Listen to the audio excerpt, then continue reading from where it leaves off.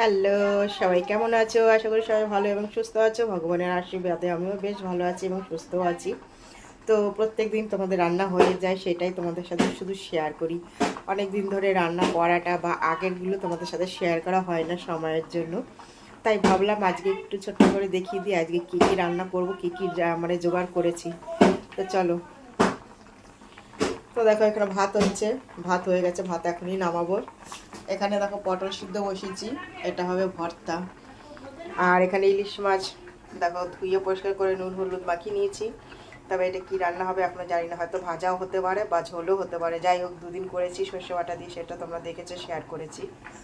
চিচিঙ্গা কেটে ধুয়ে এটাতেও নুন হলুদ মাখিয়ে নিয়েছি।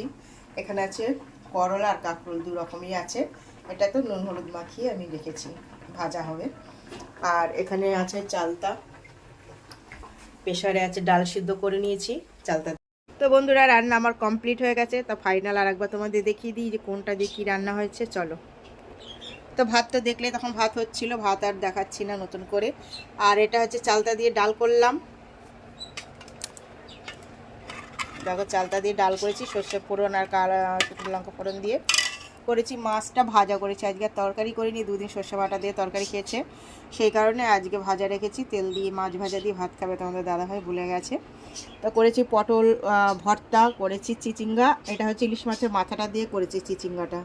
আর ডিম ভাজা, কাঁকরোল ভাজা, করলা ভাজা। ডিম ভাজাটা কেন করেছি, আমার ছেলে যেহেতু ইলিশ মাছ খায় না, সেই কারণে ডিম ভাজা করেছি। তো দেখলে রেসিপিগুলো কেমন লাগলো অবশ্যই কমেন্ট করে জানাবে। ভালো লাগলে একটু শেয়ার করে ছড়িয়ে দিও, সঙ্গে থেকো, পাশে থেকো। আর ইউটিউব বন্ধুরা কি করবে, অবশ্যই আমাকে সাবস্ক্রাইব করবে, আমার পাশে থাকবে। ফেসবুক বন্ধুরা আমাকে বন্ধু করে নিও, সঙ্গে থেকো। সবাইকে অনেক অনেক ভালোবাসা রইলো। Thank you.